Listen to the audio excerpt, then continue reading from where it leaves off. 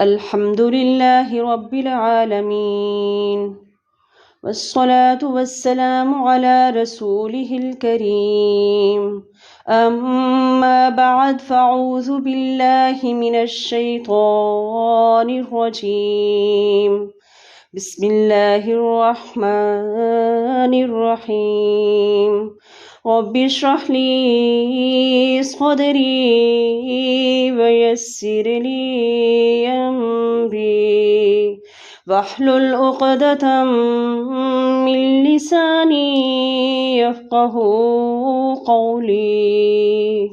السلام علیکم ورحمۃ اللہ وبرکاتہ۔ الحمدللہ، اللہ رب العزت کا ہمارے اوپر بے شمار احسانات اور اللہ رب العزت کا بے شمار شکر ہے۔ اس نے مجھے اور آپ کو مسلمان پیدا کیا، مسلمان گھرانے سے پیدا کیا۔ اللہ رب العزت نے ہمیں نبی صلی اللہ علیہ وسلم کا امتی بنایا، ہمیں بہترین تخلیق کیا، تمام امتوں کی سردار بنایا ہمیں۔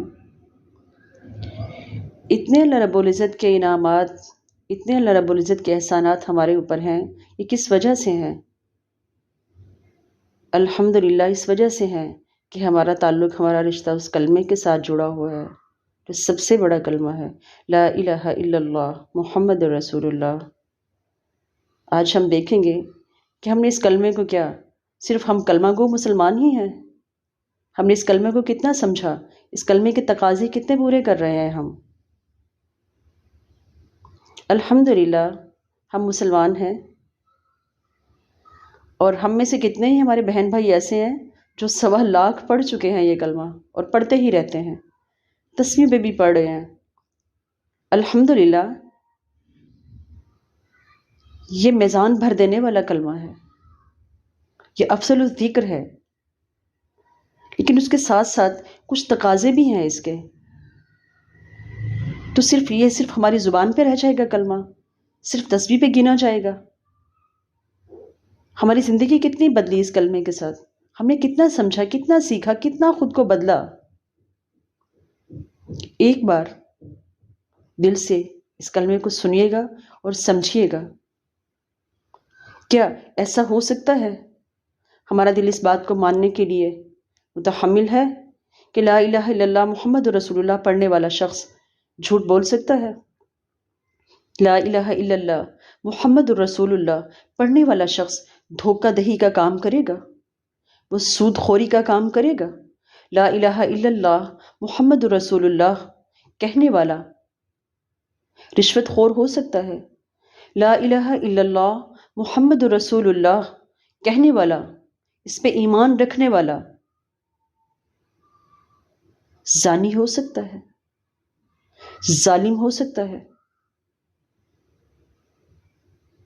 لا الہ الا اللہ محمد رسول اللہ کہنے والا نماز کا بدترین چور ہو سکتا ہے؟ لا الہ الا اللہ محمد رسول اللہ کہنے والا حقوق العباد پامال کر سکتا ہے، حقوق اللہ بھول سکتا ہے؟ تو پھر ہم سب یہی کلمہ پڑھتے ہیں، سب مسلمانوں کا یہی کلمہ ہے، پھر ناحق خون بھی بہاتے ہیں، اپنے ہی بہن بھائیوں کے حصے غصب کر لیتے ہیں، زمینوں میں، جائیدادوں میں ہمارے رویے کیا ہیں؟ دوسرے کا حصہ مال غنیمت سمجھ کر ہم کھا جاتے ہیں، اور ہم لا الہ الا اللہ محمد رسول اللہ اکثر میں سنتی ہوں کہ 1.25 لاکھ پڑھ لیا ہے۔ کتنے لاکھ پڑھ لیا ہے؟ بدعنوانی، بےایمانی نہ چھوڑی ہم نے غیبت، بہتان لگانے نہ چھوڑے، کفر و عناد نہ چھوڑا ہم نے، بغض اور کینے ہمارے دل کے ختم نہ ہوئے۔ تو یہ حلق تک کلمہ پڑھتے رہے، یہ کلمہ دل میں کب اترے گا؟ یہ کلمہ ہماری زندگی کو کب بدلے گا؟ پھر یہ وہ کلمہ مرتے وقت بھی پڑھ لیتے ہیں، جب جنازہ اٹھتا ہے تو من گھڑت پڑھ لیتے ہیں، حالانکہ وہاں پہ یہ سنت نہیں ہے۔ تو پھر کیا ہمارا جینا اور مرنا اللہ رب العزت کی مرضی کے مطابق ہے؟ جب ہم نے کلمہ پڑھ لیا، ہمارا ظاہر اور باطن کیسا ہونا چاہیے؟ ہمارا ظاہر مصطفیٰ صلی اللہ علیہ وآلہ وسلم جیسا ہونا چاہیے۔ ہماری تجارت، ہمارے معاملات، ہماری معاشرتی زندگی، ہماری عائلی زندگی، ہمارا اخلاق، ہمارا کردار پھر مصطفیٰ صلی اللہ علیہ وآلہ وسلم جیسا ہونا چاہیے۔ ہماری نماز، ہمارے نوافل، ہماری تسبیحات، ہمارے اذکار مصطفیٰ صلی اللہ علیہ وآلہ وسلم جیسے کیوں نہیں ہیں؟ اور لا الہ الا اللہ باطن کے لیے ہے، تو پھر ہمارا اندر صاف کیوں نہیں ہے؟ ہماری فکر کیوں نہیں بدلی؟ ہماری سوچ کیوں نہیں بدلی؟ ہم نے مصطفیٰ صلی اللہ علیہ وآلہ وسلم کے طریقے کو سر کا تاج کیوں نہیں بنایا؟ ہم نے قرآن سے نصیحت کیوں نہیں لی؟ جب وہ ذکر والی کتاب ہمیں اللہ رب العزت نے عطا کر دی تو لا الہ الا اللہ ایک معبود کیوں نہیں مانا ہم نے اپنے رب کو؟ اللہ نے تو نفی پہلے کی ہے،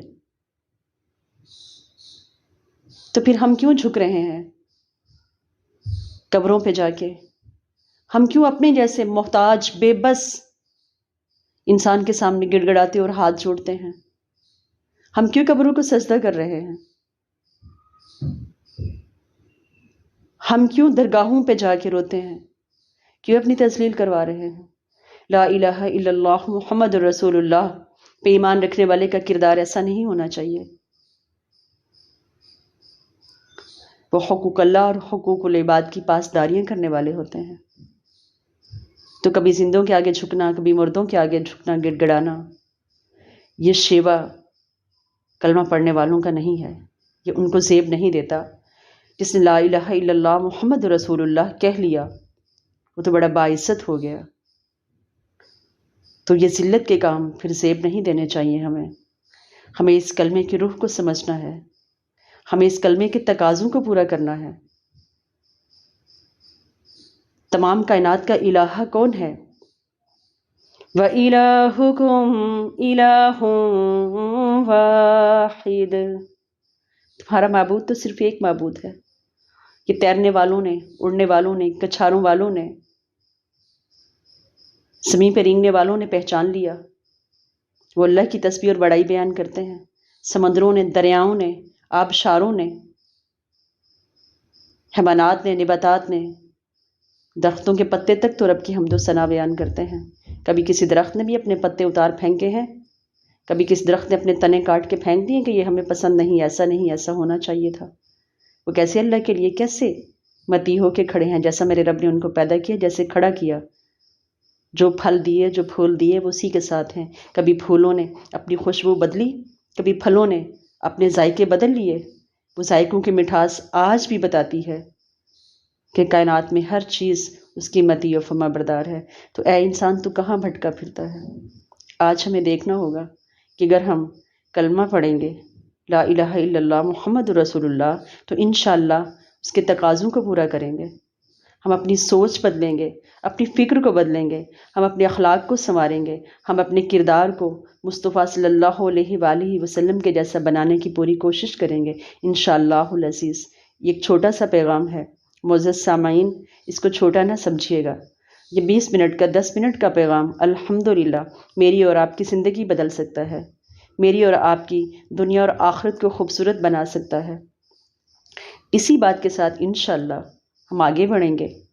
ہمارے تمام مسائل، پریشانیوں اور الجھنوں کا حل اس کے اندر موجود ہے الحمدللہ۔ پوری کی پوری مصطفیٰ صلی اللہ علیہ وآلہ وسلم کی زندگی ہمیں ملتی ہے اسی کلمے کے اندر۔ تو انشاءاللہ العزیز ہم آگے دیکھیں گے اس کو۔ اللہ رب العزت مجھے اور آپ کو صحیح صراط مستقیم پر صحیح استقامت کے ساتھ چلنے کی توفیق عطا فرمائے۔ اللہ رب العزت مجھے اور آپ کو مصطفیٰ صلی اللہ علیہ وآلہ وسلم کی سیرت پر عمل کرنے کی، پھر جو بھٹکے ہوئے ہیں ان کو راستے پہ لانے کی توفیق عطا فرمائے۔ وما علینا الا البلاغ المبین۔ السلام علیکم ورحمۃ اللہ وبرکاتہ۔